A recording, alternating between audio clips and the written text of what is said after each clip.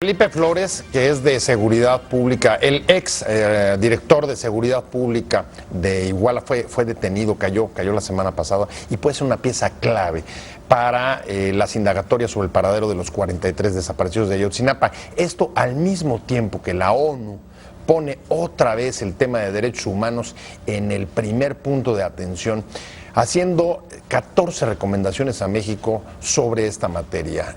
Junto con esto, se espera, ya se anunció, que en los próximos días, primeros días de noviembre, regrese la Comisión Interamericana de Derechos Humanos para dar seguimiento a los trabajos. De esto vamos a hablar hoy en Opiniones Encontradas. Muchas gracias por estar con nosotros en este programa en el que todas las ideas se pueden cuestionar siempre que se debatan. Acompáñenme a ver algunos datos de contexto y venimos aquí al foro a tener nuestro debate de hoy. No sin antes dejarle mi Twitter, José Buendía MX, para que ahí me pueda enviar sus comentarios, sus puntos de vista, sus críticas, sus puntos de vista. Vamos pues a verlo y venimos aquí a nuestro foro. No se vaya, arrancamos en un minuto. Autoridades federales detuvieron finalmente, después de 2 años, a Felipe Flores Velázquez, secretario de Seguridad Pública de Iguala Guerrero, durante la administración de José Luis Abarca. Esta podría ser la pieza que faltaba para esclarecer el caso Ayotzinapa, que ha colocado al país bajo el escrutinio internacional en materia de derechos humanos por crímenes que lesa humanidad, como la desaparición forzada de personas o la tortura.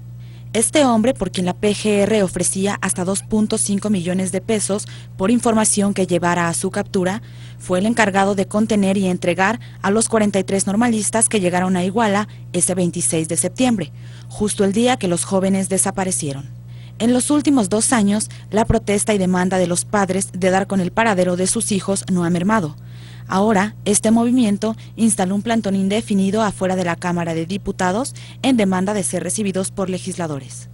Al mismo tiempo, el alto comisionado de las Naciones Unidas para los Derechos Humanos, Zeid Ra'ad al-Hussein, hizo públicas 14 recomendaciones para México luego de haber sostenido una reunión con autoridades del gobierno en Nueva York. El caso Ayotzinapa, junto con otros de desapariciones forzadas o crímenes como la tortura, han puesto a México en el ojo de la atención internacional y su imagen ha sufrido un severo desprestigio por el deterioro del Estado de Derecho. Según el estudio La imagen de México en el mundo 2006-2014, que recopila más de 1 millón de piezas informativas, la percepción en el mundo es la de un país en el que las leyes no se aplican, marginal y exótico, a la vez que emergente y con potencial crecimiento. Posiciones. 1. De acuerdo con documentación oficial del caso Iguala, José Luis Abarca, hoy también detenido, junto con más de 130 personas involucradas en el mismo, ordenó a Felipe Flores y a Francisco Salgado, subdirector de la Secretaría de Seguridad Pública Municipal, que apresaran a los estudiantes aquel día de septiembre para evitar que boicotearan un evento de su esposa. Felipe Flores tiene incluso una relación familiar con los Abarca, pues es primo del exalcalde. 2. Tenemos una demanda clara, que el Pleno nos reciba, que escuche la inconformidad de los padres de familia, porque hacer uso de las cámaras es un derecho del pueblo, dijo Felipe de la Cruz, vocero de los padres.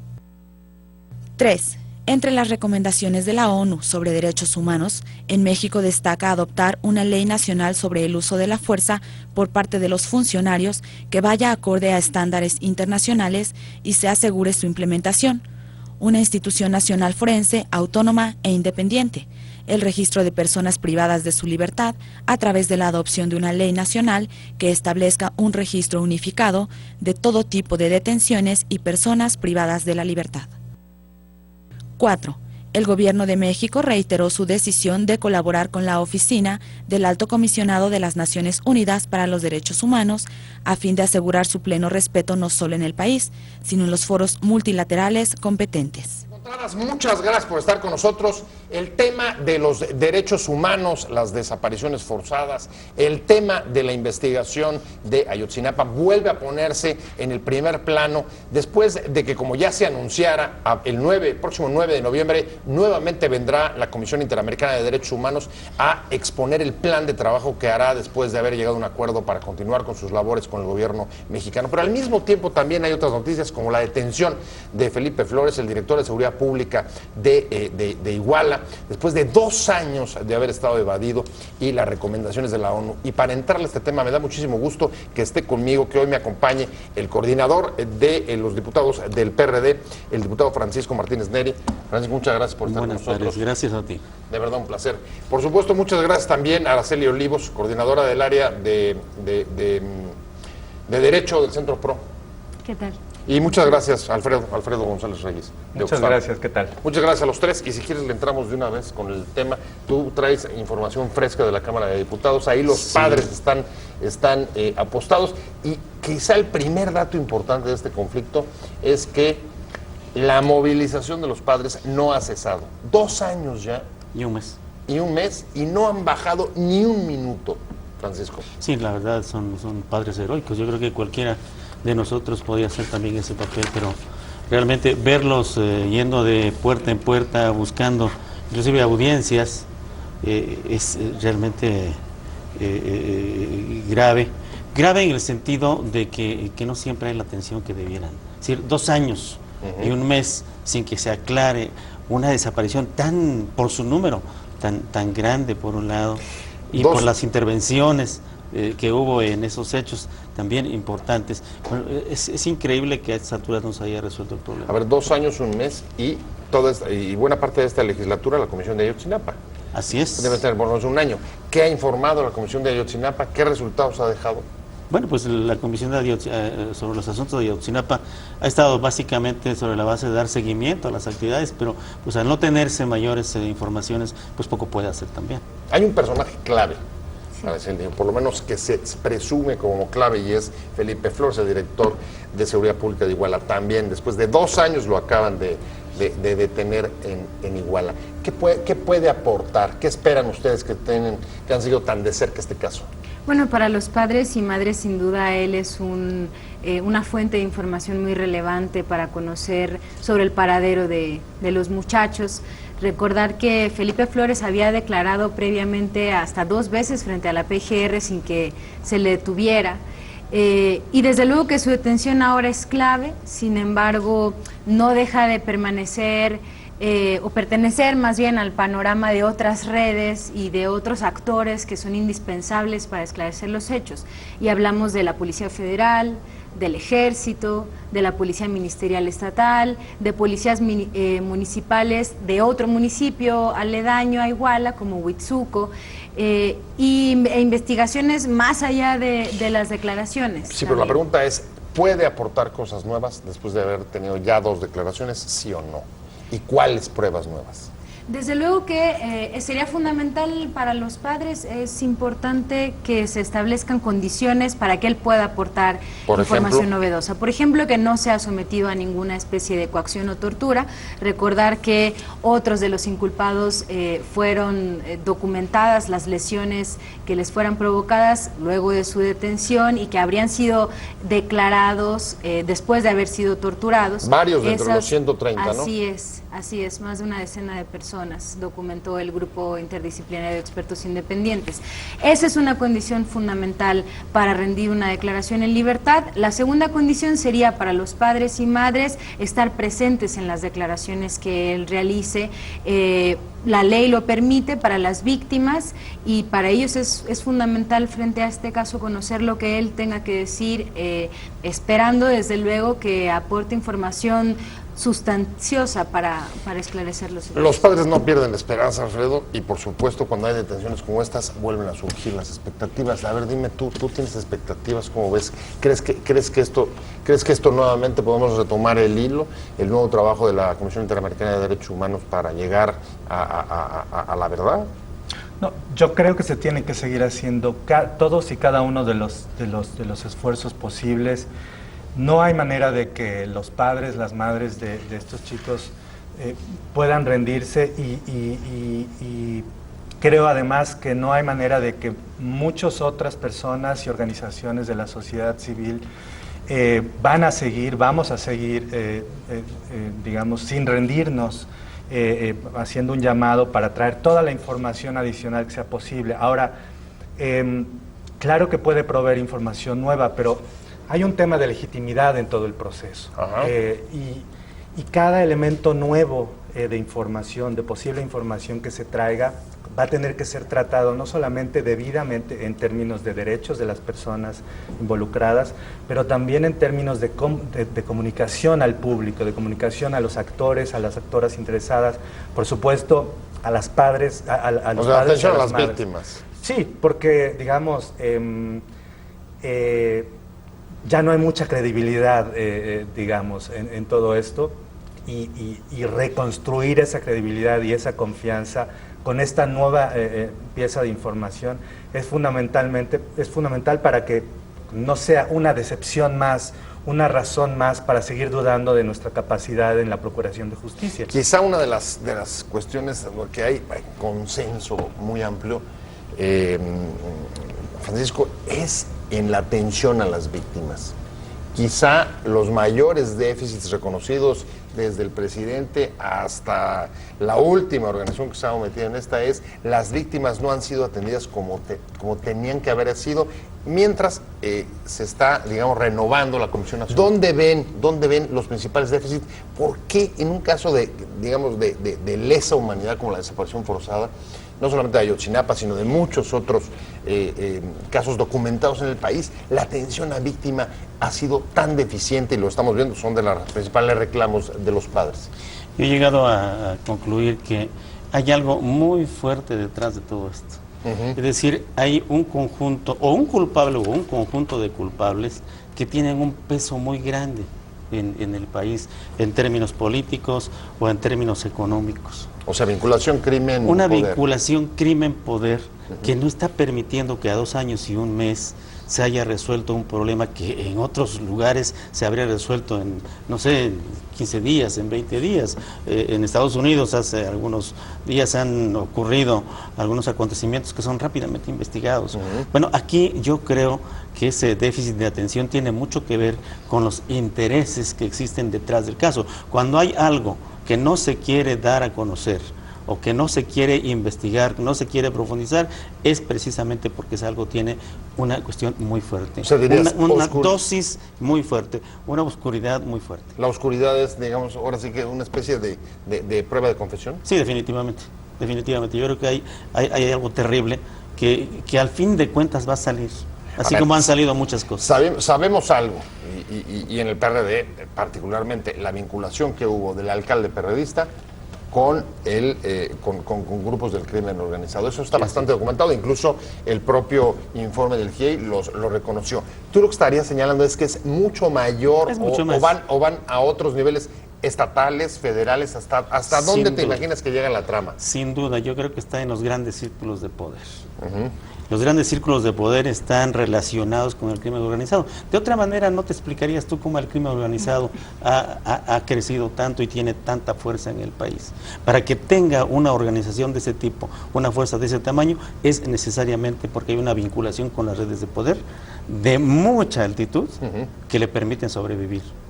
Y yo creo que esa relación o esa correlación entre crimen organizado y poder es la que no está permitiendo que las cosas salgan a flote.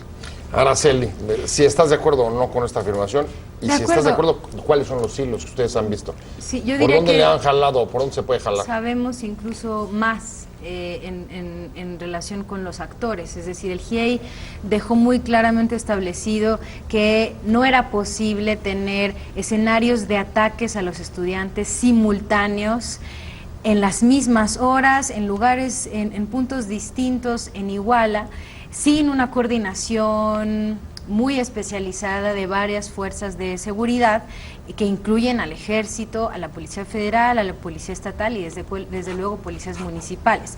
Que el Ejército tuvo conocimiento en todo momento desde el primer ataque de lo que estaba sucediendo, que lo informó y que no se hizo nada, eso es algo que también sabemos, que hubo presencia de policías federales, eso es algo que también sabemos, y sin embargo, como recordarán, una de las intenciones del grupo interdisciplinario en los primeros momentos después de su primer informe fue investigar e interrogar a agentes del Ejército, y el presidente salió inmediatamente a defender a las Fuerzas Armadas, a impedir que se les interrogara, como si en este país país tuvieran algún fuero especial que nos impidiera conocer de la información que tienen en relación con los hechos.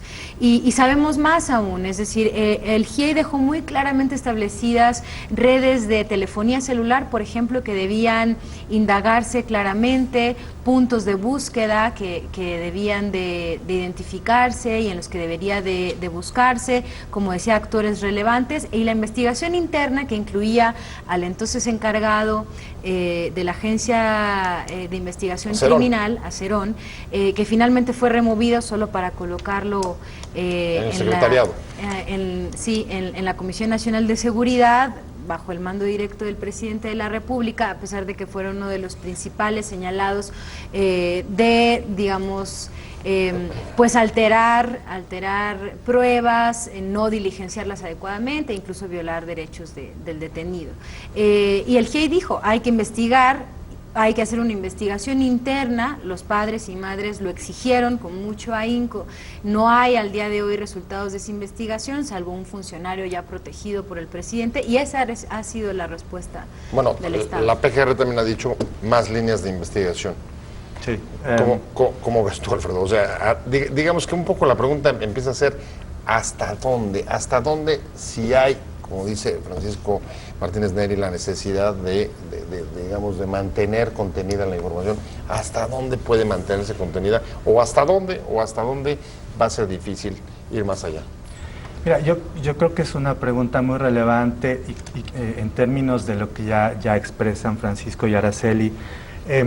No es casualidad que no se esté logrando una justicia expedita en este caso, como en muchos otros. Sí. Yo creo que Francisco y Araceli hablan de una desigualdad en el acceso a la justicia en este país que es estructural. Este tipo de argumentación, estas preguntas sobre qué más necesitamos, hasta dónde llegar, no estaríamos haciéndolas si se tratara de un personaje público, si se tratara de un miembro de nuestra élite política, de nuestra élite económica. El acceso a la justicia en este país es absolutamente desigual. Entonces, ¿hasta dónde? Hay que llegar hasta donde sea necesario, y hay que estar vigilantes de que este acceso a la justicia se haga efectivo también para estas personas y para tantas otras personas que hasta ahora no han logrado conseguirlo. Creo que es un tema de desigualdad estructural, no solamente por las condiciones que pueden generar vulnerabilidad que lleva a casos como este, sino también en el acceso a la justicia una vez que hechos tan horribles han tenido lugar. Ahora, han tenido, después de 2 años, desde luego, Francisco Martínez Neri, consecuencias que podemos ver incluso en las recomendaciones que hoy está haciendo la ONU a México y la percepción que hay respecto del país en términos de falta de aplicación de las leyes, de déficit del Estado de Derecho, y hacen 3 recomendaciones que me llaman la atención, porque esas sí competen, o ya me dirás tú, en buena medida a el legislativo. Una es lo de una nueva ley para el uso de la fuerza pública, sí, reglamentarlo en función de estándares internacionales, un instituto forense autónomo. No puede ser que no tengamos un instituto forense que dé la credibilidad y la certidumbre sobre el manejo de las investigaciones y asesinatos. Y el tercero, un registro unificado. Y entiendo que no se quedan solamente en desapariciones forzadas, sino también detenidos y desaparecidos en el país. Estamos hablando del tema de los derechos humanos, las distintas aristas que hay y sobre todo los cambios que se han desatado. Antes de irme al corte, me quedé con Francisco Martínez Neri, coordinador del PRD en la Cámara, y está por un lado lo de las recomendaciones de derechos humanos de la ONU, Francisco, pero también es el segundo procurador después de la salida de Arely Gómez, que se va sin que esto se arregle. Sí, efectivamente. Bueno, en cuanto a las recomendaciones, pues todas pasan por el legislativo, todas, claro, absolutamente. ¿Quién te está bloqueando? Yo creo ¿Por qué no salen? Mira, concretamente están bloqueando el partido mayoritario y los partidos que están con... O sea, PRI Verde. PRI Verde y otros partidos que en su momento también se alían. ¿PT? No, bueno, el PT no tiene ¿Movimiento Ciudadano? No. Estamos hablando del PANAL, básicamente, estamos hablando del PES, centralmente, estamos hablando del Verde, estamos hablando del PRI. Ok. Y se requiere de voluntad política. Bueno, hoy día ocurre una situación, precisamente se está viviendo en este momento en la Cámara. Los padres de familia quieren acceso a la Cámara de Diputados, al Pleno de la Cámara de Diputados, para poder hablar. ¿En tribuna? En tribuna. Ok. Esto es posible de acuerdo con la reglamentación. Pero O sea, ¿quién fue el último de la sociedad civil, digamos, que lo hizo? Marcos. Digamos, en el caso de cuando la gira zapatista. la visita de ellos. Y fue un hecho importante, desde luego, para el país. Este no lo es menos. Pues es un asunto nacional, es un asunto internacional, que la verdad nosotros no nos explicamos en el PRD y en los partidos de oposición cómo es posible que no se permita que estas personas, los padres de familia, con toda esa problemática que traen encima, no puedan tener acceso para poder expresar su opinión, para poder lanzar, dejar su mensaje en el ¿Sabes pleno qué es lo de la que quieren Cámara de decir? Diputados. No sé, yo creo que lo que quieren es exigir la aplicación de la ley y quieren ser vistos por toda la nación. Entonces, yo creo que esto es dable. Falta voluntad política. ¿Cómo está el voto ahí? ¿El PRD a favor? El PRD está a favor, Morena está a favor, Movimiento Ciudadano está a favor. Básicamente podría hablar por los tres. Y el resto se están resistiendo. El resto se resisten, incluido el PAN. ¿Cómo ves, Araceli? Tenemos por un lado los padres queriendo hablar en tribuna y por otro lado se va la procuradora, segunda procuradora que se va a resolver el caso después de Murillo Karam con su último informe sobre la verdad histórica. ¿Cómo valoras la actuación de Arely? Pues después de la salida de Murillo se siguieron las reuniones periódicas, digamos, con la procuradora. Parecía que de lo más relevante en términos de compromisos institucionales por parte de la PGR se había estado cumpliendo hasta que llegó esta petición de investigar a Cerón, y ahí es donde los padres se levantan de la mesa de diálogo con la procuradora y dicen: hasta que no entregues resultados, pues no nos volveremos a sentar, ¿no? Que es siempre su manera también política de expresar ese poder que ellos tienen como víctimas. Y lo que esperamos ahora con esta noticia tan reciente es que quien quede a cargo de la Procuraduría pueda seguir, digamos, este camino de apertura frente a las víctimas, de investigaciones científicas, policiales, ahora, que no se hacen en este país. Hay que decirlo a la hora de querer hacer un balance. Cuando comienza Arely Gómez en la Procuraduría, tenía una muy buena relación con las organizaciones de la sociedad civil, tenía una buena relación con las ONGs y incluso con los propios padres. Yo creo que logró ir restableciendo buena parte de los vínculos. ¿Coincidirías? ¿Es el tema Cerón el que nuevamente vuelve a romper un poco la relación, Alfredo? ¿O cómo lo ves tú? ¿Cómo harías el balance? Yo más bien tengo esta preocupación de que de nuestra tan socorrida cultura de la renuncia. Uno ya no sabe si cuando se van es castigo o es premio, pero lo que definitivamente no hay es responsabilidad. Que quien llegue, digamos, mantenga, mejore la relación con las organizaciones que vamos a seguir estando muy atentas, pero creo que lo más importante es generar más credibilidad, generar más certeza, abrir el proceso lo más posible, una vez más, como dije al principio, combatir esta falta de credibilidad y de legitimidad en todo el proceso. En ese sentido, a mí es lo que más me llama la atención de la renuncia. Ya no se sabe si es premio o es castigo, o sea, pero lo que no hay es responsabilidad. El tema es transparencia de la justicia, y voy contigo tomando este último comentario, Alfredo. Francisco Martínez Nerías, a ver, ¿es premio? ¿Es castigo? ¿Qué responsabilidad o falta de ella ves a la gestión de Arely? Yo creo que hay una buena dosis de falta de responsabilidad. Mira, el caso Duarte. El caso Duarte, a ver, Alfredo, ¿cómo es posible que la Procuraduría no haya puesto todo su empeño para tener detectada a esta persona, para vigilarla, y a la hora buena simplemente se les fue de las manos? O sea, no se sabe dónde está ahora, es un prófugo. ¿A quién corresponde esta responsabilidad? Pues tiene que ver la Procuraduría. Entonces yo diría que una dosis pudiera ser, y eso digo, pudiera ser, elucubrando también, porque también como tú no tengo esa seguridad, pudiera ser una especie de castigo. Pero finalmente no, yo creo que ya la señora se agotó.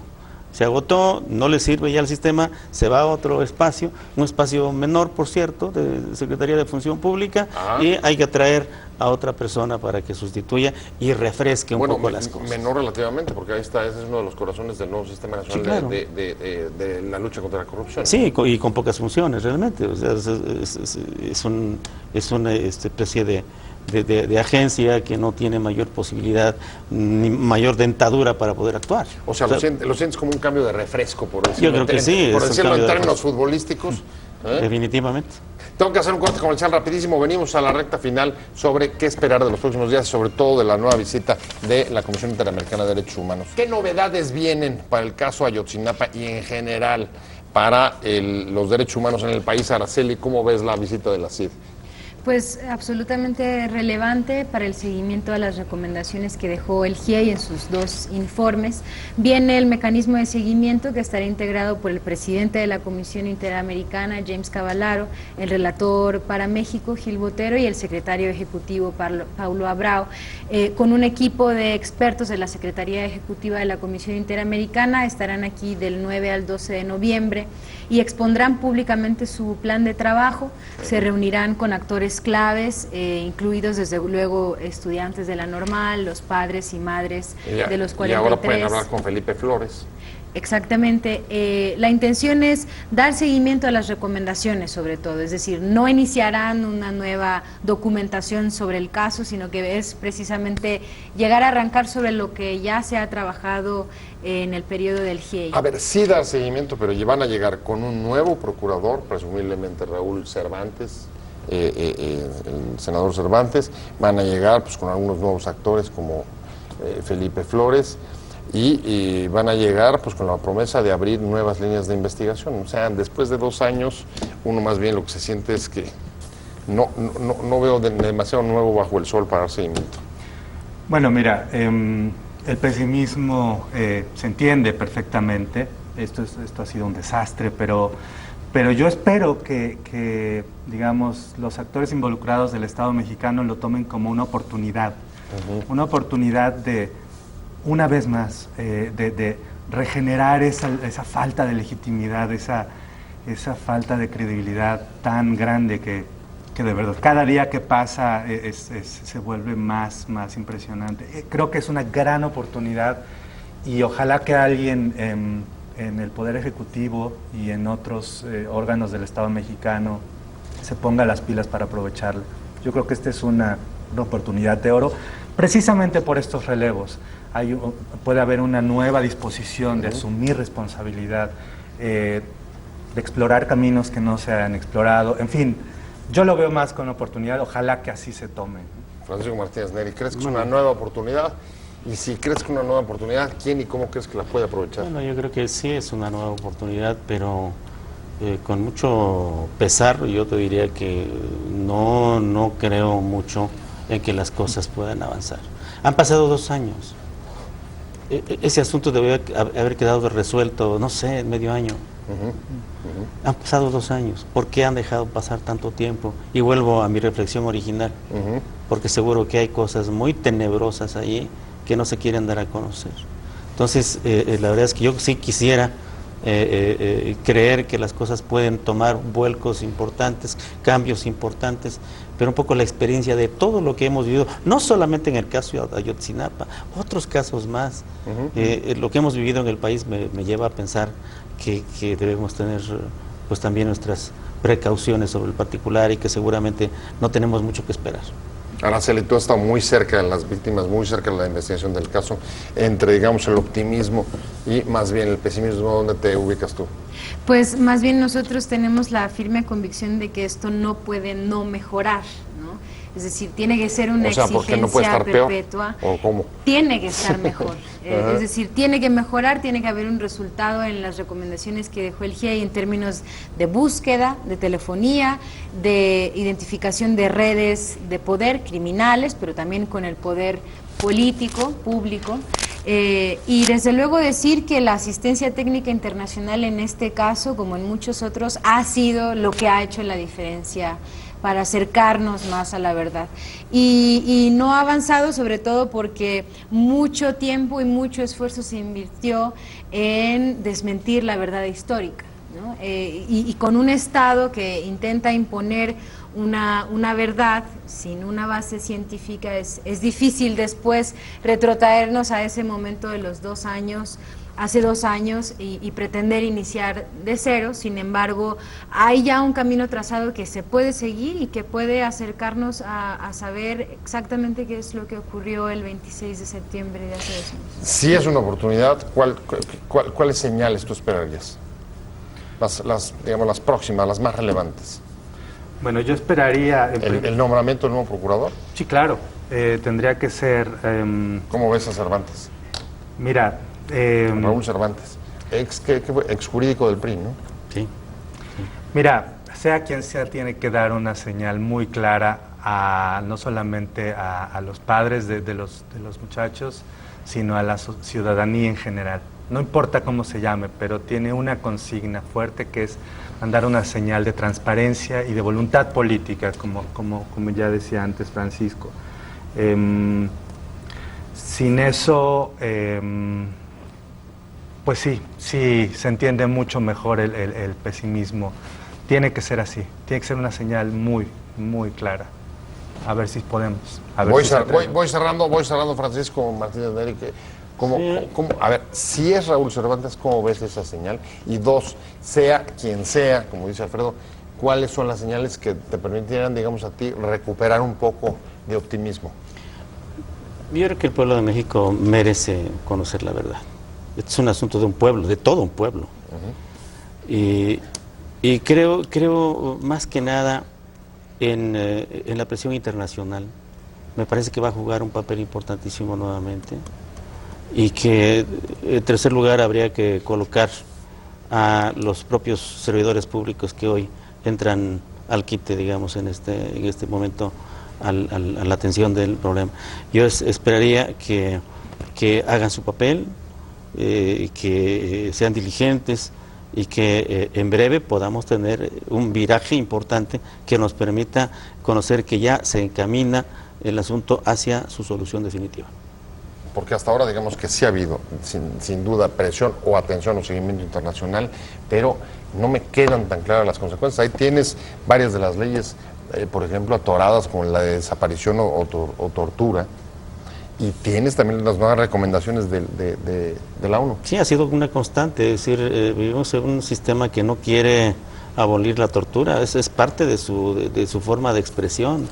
Es increíble que estas disposiciones, estas iniciativas estén ahí, durmiendo el sueño de los justos, ¿verdad? Y eso precisamente porque hay un sistema que no le gusta que las cosas sean así. Bueno, pues ahí están sus opiniones. Muchas gracias, Francisco Martínez Neri, coordinador del PRD. Gracias. Un placer de verdad haberte tenido en este programa. Muchas gracias a Araceli Olivos, coordinadora del área de Derecho del Centro PRO. Y muchas gracias a Alfredo González Reyes de Oxfam. Muchas gracias sobre todo. Te invitamos a seguir cuestionando la información con los siguientes videos.